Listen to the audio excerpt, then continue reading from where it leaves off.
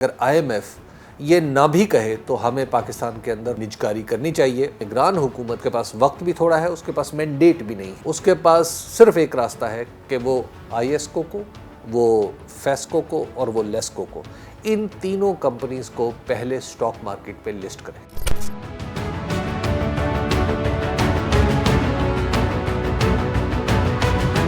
जहाँ तक आईएमएफ की तरफ से पाकिस्तान के अंदर निजकारी यानी प्राइवेटाइजेशन का मुतालबा किया जाता है तो ये बहुत ही जायज़ है और माकूल है।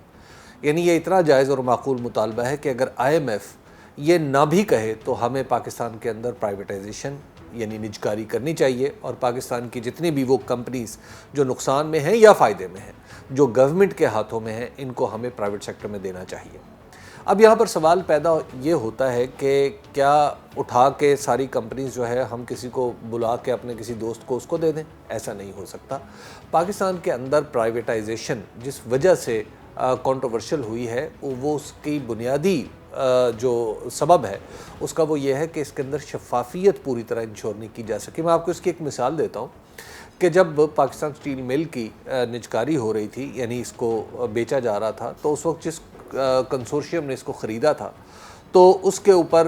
अदालत ने कहा जी कि इसमें ओमिशन हुआ है, कमीशन हुआ है, यानी कुछ काम किए गए हैं, कुछ नहीं किए गए, लिहाजा इसकी सारी की सारी निजकारी जो है इसको हम वापस करते हैं। और उसके बाद पाकिस्तान के अंदर जो प्राइवेटाइजेशन थी उसको ब्रेक लग गई। जब 2006 में ये मामला हुआ, लेकिन 2004-05 में जब ये इसका स्टील मिल का सिलसिला जारी था यानी इसकी निजकारी का, तो मैं उस ज़माने में रिपोर्टर था और कॉमर्स रिपोर्टर था। तो मैंने बहुत सारे लोगों को जो इसकी निजकारी से मुंसलिक थे, मैंने उन्हें ये कहा कि आप पाकिस्तान स्टील को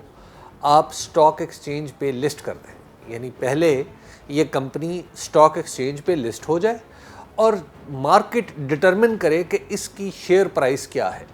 और उसके बाद उस शेयर प्राइस को बेंचमार्क बनाते हुए आप इसकी निजकारी कर दें। लेकिन उस वक्त चूँकि बड़े बड़े लोग थे, मिसाल के तौर पे जो हमारे साबिक वज़ीर ख़ज़ाना हफीज़ शेख साहब जो थे, डॉक्टर हफीज़ शेख, वो उस वक्त निजकारी के मिनिस्टर हुआ करते थे, तो उन्हें ये तजवीज़ कुछ ज़्यादा पसंद नहीं आई थी।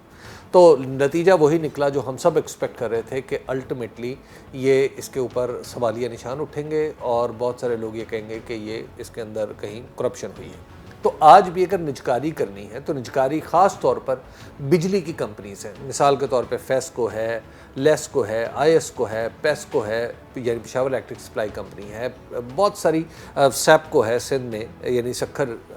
जो कंपनी है वहाँ पर जो बिजली प्रोवाइड करती है, ये जितनी भी डिस्कोज़ हैं, सबसे पहला काम तो ये करना चाहिए कि इन सब को कोशिश ये करनी चाहिए कि इनको स्टॉक मार्केट पे लिस्ट कर दें। अब जाहिर है आप अगर सिंध की जो दो कंपनियां हैदराबाद हैस्को है और सखर की जो सैपको है, उसको अगर आप स्टॉक मार्केट पे लिस्ट करेंगे तो वहाँ पर जो 10 रुपये की प्राइस जो शेयर की होगी, अगर 10 रुपये का शेयर होता है तो 10 रुपये की जो प्राइस है वो 10 रुपये नहीं होगी, बल्कि आपको शायद वो 2-3 रुपये मिले वहाँ पे। लेकिन उससे आपको अंदाज़ा हो जाएगा कि दरअसल हम किस जगह खड़े हैं। इसी तरह आईएसको है, फेस्को है, मैपको है या लेस्को है, इन सब को भी आप स्टॉक मार्केट पे लिस्ट कर दें। जब स्टॉक मार्केट पे लिस्ट करेंगे तो वहाँ पर शेयर की रोज़ाना की बुनियाद पे उसकी कीमत सामने आती रहेगी। जो मेरा अंदाज़ा ये है कि मैं महज ये अंदाज़ा है, इसके लिए किसी की शेयर प्राइस का तयन करने के लिए कि किसी कंपनी की वो बहुत बड़ा काम करना पड़ता है, वो बड़ा डिटेल्ड काम होता है। तो अगर मिसाल के तौर पे हम लेस्को को या आईएसको को स्टॉक मार्केट पे लिस्ट करते हैं तो उसके लिए पहले हमें शेयर प्राइस देखनी होगी, इसके असासे देखना होंगे, इसकी लायबिलिटीज़ देखना होंगे, फिर कहीं जाके हम शेयर प्राइस को देखेंगे कि इसकी शेयर प्राइस क्या हो सकती है। लेकिन अगर आज भी आईएसको को, फेस्को को और लेस्को को, ये जो तीन कंपनीज़ जिनके मैंने नाम लिए हैं, Islamabad electric supply company, Lahore electric supply company और फैसलाबाद इलेक्ट्रिक सप्लाई कंपनी, इन तीनों कंपनीज़ को अगर हम आज स्टॉक मार्केट पे लिस्ट करते हैं तो मेरे ख्याल में ये कंपनीज़ बहुत अच्छा परफॉर्म करेंगी। यानी इनकी जो 10 रुपये का शेयर होगा वो प्रीमियम पे होगा और हो सकता है उसके ऊपर यानी 20, 25, 30, 40, हो सकता है 50 रुपये तक भी चला जाए। उसकी वजह है कि ये कंपनियां बज़ाहिर गवर्नमेंट का जो स्टैटिस्टिक्स है वो ये बताता है कि ये कंपनियां किसी न किसी दर्जे में प्रॉफिट में, अगरचे इनके अंदर नुकसानात हैं लेकिन प्रॉफिट भी ये बना रही हैं और यहाँ का जो प्रॉफिट है वो फिर क्रॉस सब्सिडी के लिए इस्तेमाल कर लिया जाता है। तो अगर हमने वाकई प्राइवेटाइजेशन करनी है तो निगरान हुकूमत के सामने सिर्फ एक ऑप्शन है, उसके पास वक्त भी थोड़ा है, उसके पास मैंडेट भी नहीं है इतनी बड़ी प्राइवेटाइजेशन करने का। उसके पास सिर्फ एक रास्ता है कि वो आईएसको को, वो फेस्को को और वो लेस्को को, इन तीनों कंपनीज़ को पहले स्टॉक मार्केट पे लिस्ट करें, ताकि हमें पता चले कि